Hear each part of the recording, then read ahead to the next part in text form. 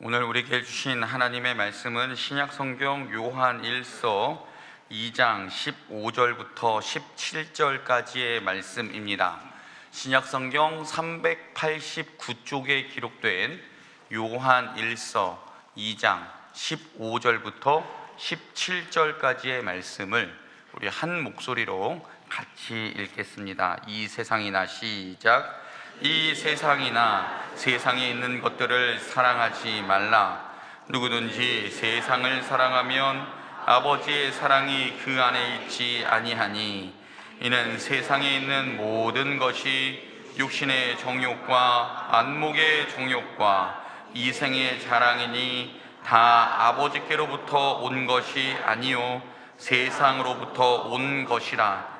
이 세상도 그 정욕도 지나가되 오직 하나님의 뜻을 행하는 자는 영원히 거하느니라. 아멘.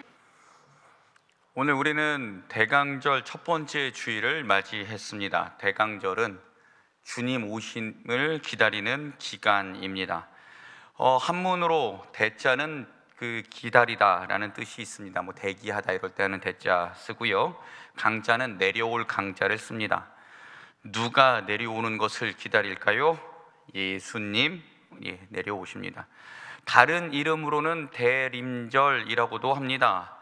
대림절 할 때 대자도 똑같을 기다리 대자 쓰고, 오다는 한자는 림자, 올림자 써서 오는 것을 기다리는 절기가 대림절입니다.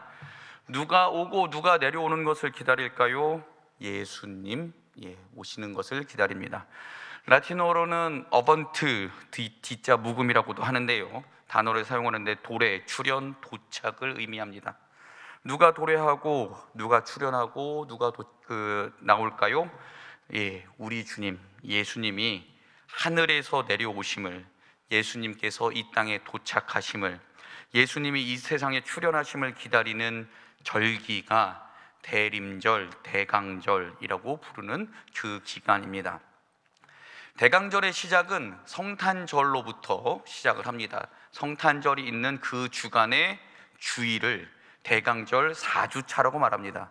그리고 그 앞주로 3주, 2주, 1주 이렇게 가서 오늘이 대강절 첫 번째 주일이 되는 겁니다. 그리고 대강절에는 교회 전례에 따라 첫 번째 주일은 보라색 초를 켭니다. 그리고 목사들도 보라색 스토를 합니다. 보라색은 당시 왕의 상징 색깔이었습니다. 그래서 예수님이 이 땅에 왕으로 오십니다 라는 것을 기다리는 기간, 보라색 스톨 색깔, 그렇게 해서 대강절의 상징색입니다.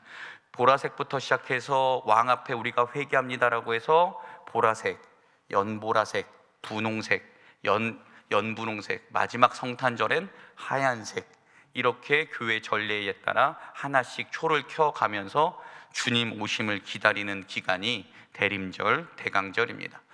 그런데 우리는 매년 대림절, 대강절을 맞이하며 이렇게 생각합니다. 주님 오셨었는데 또 오십니까? 또 그리고 주님은 어디에 지금 계실까요? 하나님 보좌 우편에 앉아 계십니다. 그런 주님이 또 오십니까? 대림절마다 대강절마다 하는 질문이 있지만 우리 한번 이렇게 생각해 봤으면 좋겠습니다. 대강절은 주님 오시는 절기인데요, 주님은 이미 오셨죠. 그런데 우리 사도신경, 우리 신앙 고백에 따르면 주님은 성령으로 잉태되셨고 동정녀 마리아의 몸에서 태어나셨고 사람의 몸으로 사시다가 하나님의 뜻에 따라 십자가에서 돌아가셨습니다. 무덤에 장사된 지 사흘 만에 부활하셨고 40일간 이 땅에 계시다가 하늘로 올라가셨습니다.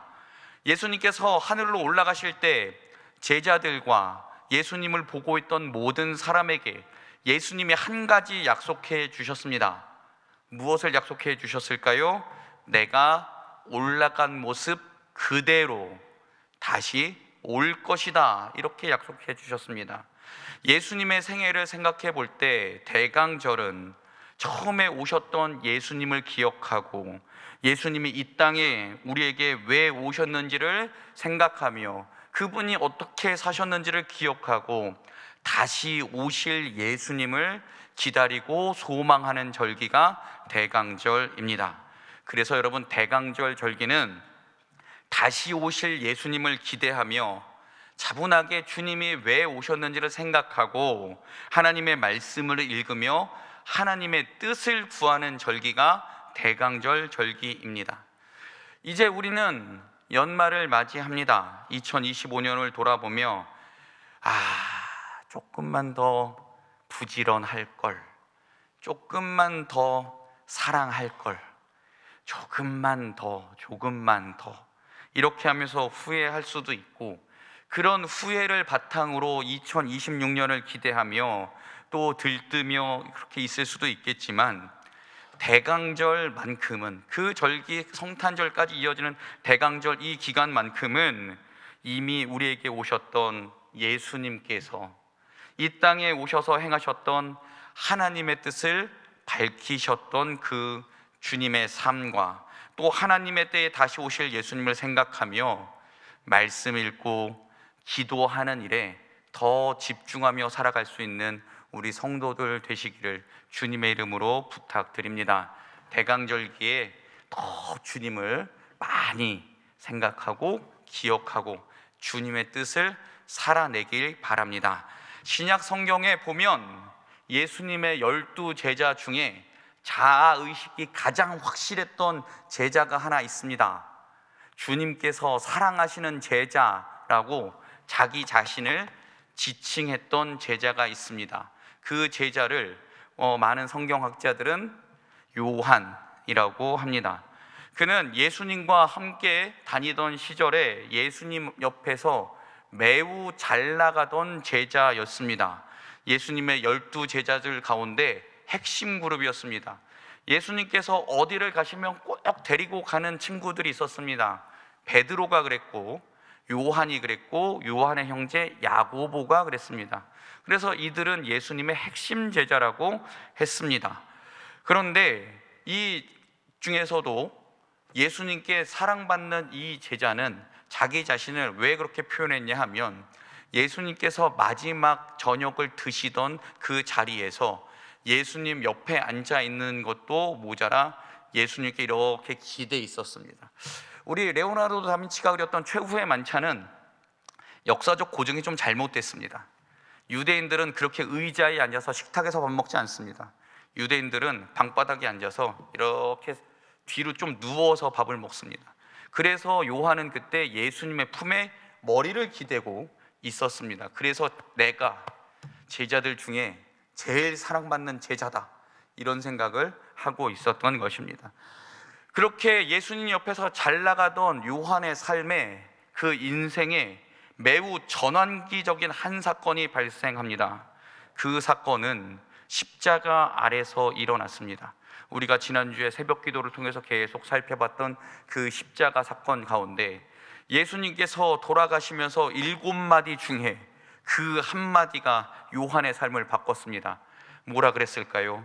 보라, 내 어머니다.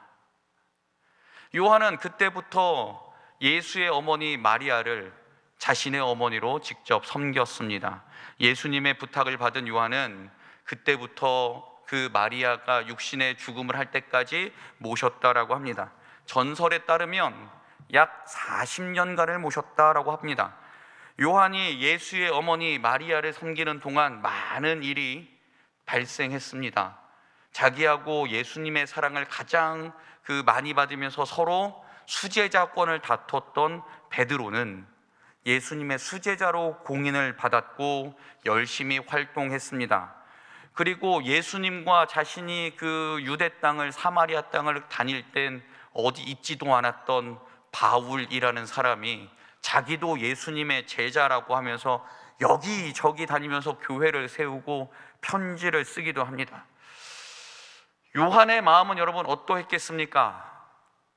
요한의 마음은, 그 할머니를 계속 모시고 살았던 요한의 마음, 자기 자신을 보면서 주님 하필은 왜 나를 이렇게 해가지고 짜증나고 화나고 처량하고 불쌍하고 그러지 않았겠습니까?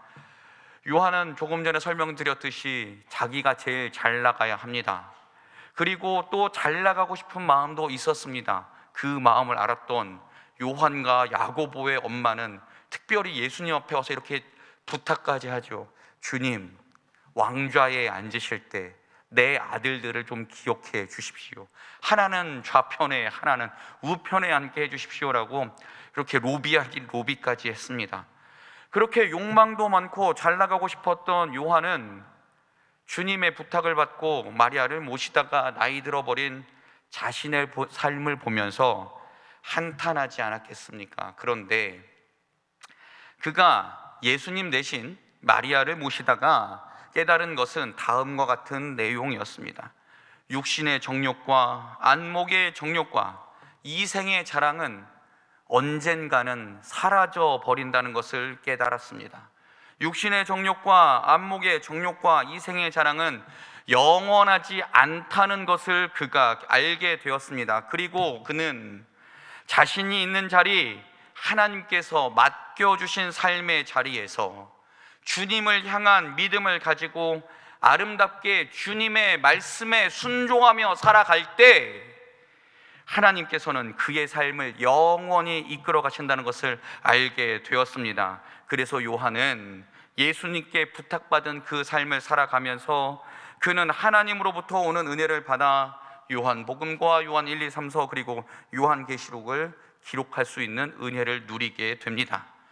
그가 만약 육신의 정욕을 위해, 안목의 정욕을 위해, 이생의 자랑을 위해 하나님께서 맡겨주신 자기 삶의 자리를 박차고 나갔더라면 자신에게 맡겨주신 하나님의 뜻을 내팽겨 쳐버리고 자기의 욕심을 채우기 위해 그 자리를 떠났더라면 하나님께서는 그의 삶을 이렇게 성경에 녹여서 기록하는 은혜를 허락하지 않으셨을 겁니다. 요한은 하나님의 말씀에 순종해서 자기 삶의 자리를 끝까지 지켰던 것이죠. 예수님께서 이 땅에 오신 이유를 오늘 말씀 속에서 우리가 같이 찾아볼 수 있습니다. 예수님께서 오신 이유를 하나님의 뜻을 이루기 위해 그의 삶을 사셨다라고 말씀드릴 수 있는데요, 17절 말씀 같이 한번 읽어보겠습니다. 시작. 이 세상도 그 정욕도 지나가되 오직 하나님의 뜻을 행하는 자는 영원히 거하느니라. 아멘. 여러분, 하나님의 뜻대로 산다고 하는 수많은 사람들이 있었습니다. 그 많은 사람들이 하나님의 이름을 내세워서 자기의 욕심, 자기의 자랑을 위해 살아갑니다. 그리고 지금도 그렇게 살고 있습니다. 그래서 하나님의 이름은 없어지고 인간들의 욕심만이 가득한 이 세상 가운데 예수님이 오신 이유는 그 세상 가운데 하나님의 이름을 드러내고 하늘에서 이미 이루어진 뜻을 이 땅에서도 이루기 위해서 예수님께서는 오셨다라고 우리는 예수님의 오신 의미를 생각할 수 있습니다. 그런데 여러분, 우리가 좀 조심해야 될 것이 있습니다. 하나님의 이름을 팔아서 자기 욕심을 챙기는 그런 사람들이 있다라는 소식을 들었을 때, 혹은 매스컴에 나오는 그런 사람들을 볼 때 그들을 비판하고 정죄하기는 매우 쉽지만 그 비판의 잣대는 늘 나를 향해야 한다는 것을 잊으면 안 됩니다. 그 비판의 잣대가 나를 향해 있지 않으면 그들을 비판하다가 나는 그들보다 더 큰 욕심에 빠질 수 있음을 우리는 잊지 말아야 합니다. 하나님의 뜻을 이루기 위해 예수님께서 오셨던 예수님의 삶을 잠시만 돌아보려고 합니다. 예수님께서 성령의 기름 부으심을 받아 사역을 시작하시던 당시 마귀로부터 이런 유혹을 받으셨습니다. 돌덩이가 떡이 되도록 만들어봐라. 예루살렘 성전에서 뛰어봐라. 그리고 나에게 절하면 이 세상 모든 권력을 다 너에게 주겠다.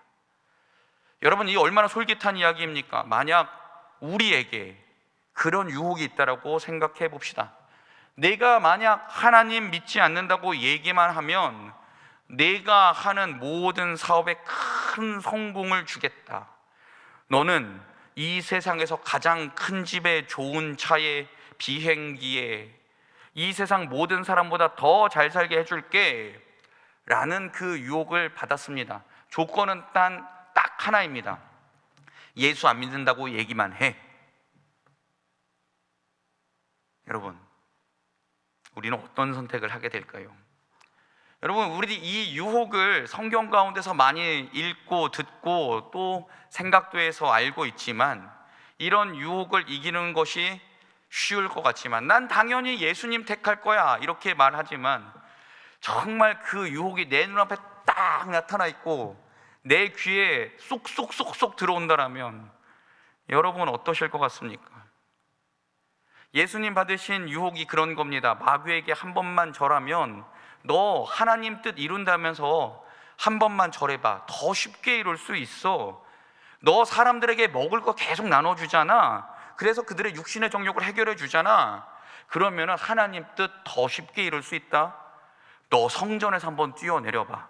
사람들의 안목의 정욕도 즐겁게 해주면 사람들이 너 더 많이 따르지 않겠니? 너 그럼 하나님 뜻 더 쉽게 이룰 수 있어. 십자가 안 져도 돼. 지금 마귀가 지금 그렇게 유혹하고 있는 겁니다. 사랑하는 여러분, 정말 마귀의 말대로 내가 뛰어나게 되고 내가 잘나게 되고 내가 잘 살게 되고 내가 위대한 사람이 되면 그게 정말 하나님 뜻을 이루는 것이겠습니까? 그게 하나님 뜻을 이루는 방법이 되겠습니까? 우리 하나님 앞에서 정말 솔직하게 하나님 믿는 사람으로 같이 한번 좀 생각해 보기를 원합니다. 하나님의 이름으로 내가 사업을 한다고 하지만, 그래서 그 사업이 잘 되면 그 내면에는 내 이름도 함께 드러내고 싶은 욕심이 없다고 말하지 못할 겁니다. 내가 큰 돈을 벌어서 혹은 내가 유명해져서 하나님의 이름을 높인다고 하지만 그 속에는, 그 내면에는 나도 높아지고 싶은 욕망이 없다고 감히 누가 말할 수 있겠습니까?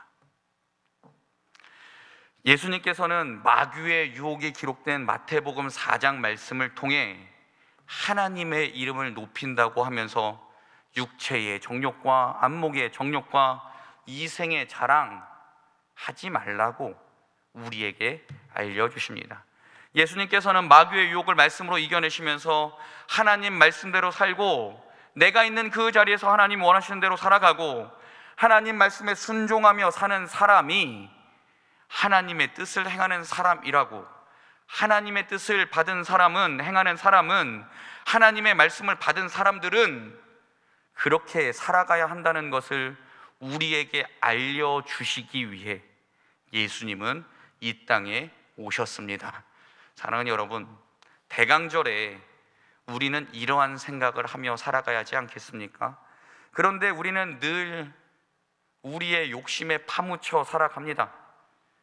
그 욕심을 하나님의 뜻이라는 이름으로 포장하며 남들과 비교하며 불행하다고, 또 나는 못났다고 그렇게 말하며 살아갈 때가 얼마나 많은지 모릅니다. 사랑하는 여러분, 정말 하나님의 뜻이, 하나님이 원하시는 것이 우리의 욕심을 하나님의 뜻이라고 덮어 씌우며 살아가는 그것이겠습니까? 오늘 우리가 읽은 말씀 16절 17절 말씀 한번 같이 읽어볼까요? 16절 17절 말씀입니다. 같이 읽겠습니다. 시작. 이는 세상에 있는 모든 것이 육신의 정욕과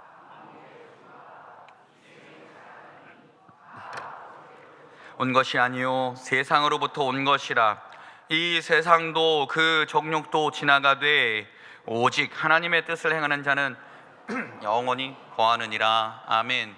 이 구절에서 정욕으로 번역된 단어는 원래 문학적으로 중립적인 뜻을 뜻하는 욕망이라는 이야기였지만 점차 육체의 욕망 등을 표현하는 단어로 사용되면서 도덕적으로 나쁜 욕망을 말하는 단어로 변질되어 갔습니다. 즉 육체의 욕망과 눈으로 보는 욕망은 나 스스로 즐겁기 위해 도덕적으로 나쁜 행동을 하는 욕망으로 번역해 볼 수 있습니다.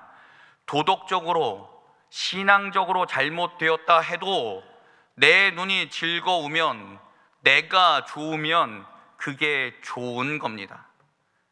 하나님께서 분명히 하지 말라고 하셨는데 내 육신의 즐거움을 위해 그 즐거움을 포기하지 못하는 것, 그것을 정욕이라고 말합니다. 여러분, 우리 삶에 얼마나 많이 있습니까?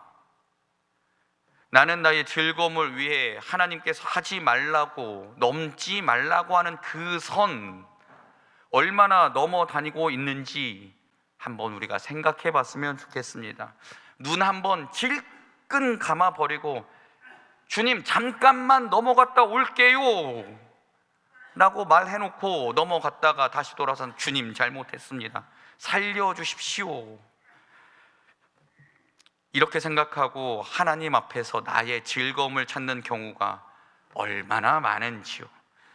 여러분, 다른 이들은 몰라도 옆에 있는 사람들은 나의 모습을 보면서 야, 저분은 기도 많이 하고 교회 잘 다니고 그러니까 되게 경건할 거야, 다른 사람들은 이렇게 평가할지 몰라도 나 자신은 누구보다도 잘 알고 있지 않습니까? 사랑하는 여러분, 정말 육신의 정욕 우리 안에 얼마나 있는지, 이 대림절 기간 동안에, 대강절 기간 동안에는 주님 앞에 나의 즐거움을 내려놓고 주님만을 위해서 살겠습니다, 이렇게 한번 다짐해 보는 기간이 되면 여러분 얼마나 좋겠습니까? 또 자랑으로 번역된 단어는 좋은 뜻이 아니라, 자랑이 아니라 허세, 허풍을 뜻합니다. 아무것도 가진 것 없으면서 나 이만큼 있다라고 뻐기는 것, 그게 자랑이라는 겁니다. 그런데 여러분, 기독교인들은 무엇을 자랑해야 됩니까? 기독교인들은, 예수 믿는 사람들은 내가 가진 것 자랑하는 것이 아니라 오직 예수 그리스도와 십자가 하나님만 자랑해야 되는데, 이 생의 자랑에는 하나님, 예수 그리스도, 십자가는 없고 오직 나만 자랑하는 겁니다. 우리 자녀만 자랑하는 겁니다. 하다못해 자랑할 게 없으면 우리 집 반려견 자랑합니다. 우리 강아지 얼마나 똑똑한지 아세요? 그러니 여러분, 요한이 어떻게 말합니까? 하나님의 뜻을 행하는 사람은 영원하지만 그렇지 않고 육신의 정욕, 안목의 정욕, 이생의 자랑을 추구하는 사람은 영원하지 못하다라고 경고합니다. 하나님께서는 이 글을 기록한 요한을 통해 우리에게 어떤 말씀을 하십니까? 우리 마지막으로 15절 말씀 한 번 더 읽어보겠습니다. 시작. 이 세상이나 세상에 있는 것들을 사랑하지 말라. 누구든지 세상을 사랑하면 아버지의 사랑이 그 안에 있지 아니하니. 육체의 욕망과 눈의 욕망과 세상 살림에 관한 자랑을 하는 사람에게는 하나님 아버지에 대한 사랑이 그 안에 없다라고 합니다. 또한 그러한 모든 것은 풀과 같아서 바람이 불면 다 낡아지고 사라지지만 하나님의 뜻을 행하는 사람만이 하나님과 함께 영원히 남을 것이라고 하나님께서는 요한을 통해 지금 우리에게 말씀해 주고 계십니다. 사랑하는 여러분, 이제는 예수님께서 이 땅에 오신 의미를 우리가 다시 한번 생각하고 깨달아야 하지 않겠습니까? 우리가 우리의 욕심을 채우며 내 뜻을 위하여 내 마음대로 살아가는 존재가 되면 안 된다라는 것을 우리에게 알려주시기 위해 예수님은 이 땅에 오셨습니다. 그리고 예수님은 우리에게 우리가 살아가야 할 삶의 모범 답안을 보여주시기 위해 이 땅에 오셨습니다. 그 답은 무엇이겠습니까? 예수님께서 살아가신 삶을 통해 하나님의 말씀대로 순종하며 사는 모습을 알려주시고 보여주시기 위해 하나님의 말씀에 순종하는 삶, 하나님의 뜻대로 살아가는 삶이야말로 하나님께서 우리에게 진정 원하시는 것임을 알려주시기 위해 이 땅에 오셨음을, 우리에게 오셨음을 우리는 기억해야 할 것입니다. 사랑하는 여러분, 우리가 가진 육신의 즐거움을 위한 욕심을 채우며 그런 것을 우리의 자랑으로 삼으며 하나님께서 은혜해 주셨다라고 하나님의 뜻을 호도하지 않기 바랍니다. 우리는 어떻게 살아야 하겠습니까? 주님이 이 땅에 오심을 생각하고 기억하며 매일 나에게 주시는 은혜를 사모하며 매일 매 순간 날마다 숨쉬는 순간마다 말씀으로 나를 성찰하고 내 삶을 통해 이루시기를 바라는 하나님의 뜻을 생각하며 하나님의 그 뜻에 순종하며 그 뜻을 행하기 위해 살아가는 우리 모두가 되기를 바랍니다. 예수님께서 이 땅에 왜 오셨습니까? 예수님께서는 하나님의 말씀대로 사는 사람이 영원함을 알려주시기 위해 이 땅에 우리에게 오셨습니다. 그 뜻을 기억하고 그 뜻대로 살아가는 대강절 첫 번째 주간을 맞이하는 홍성교회 모든 성도가 되기를 주님의 이름으로 축원합니다. 기도하겠습니다.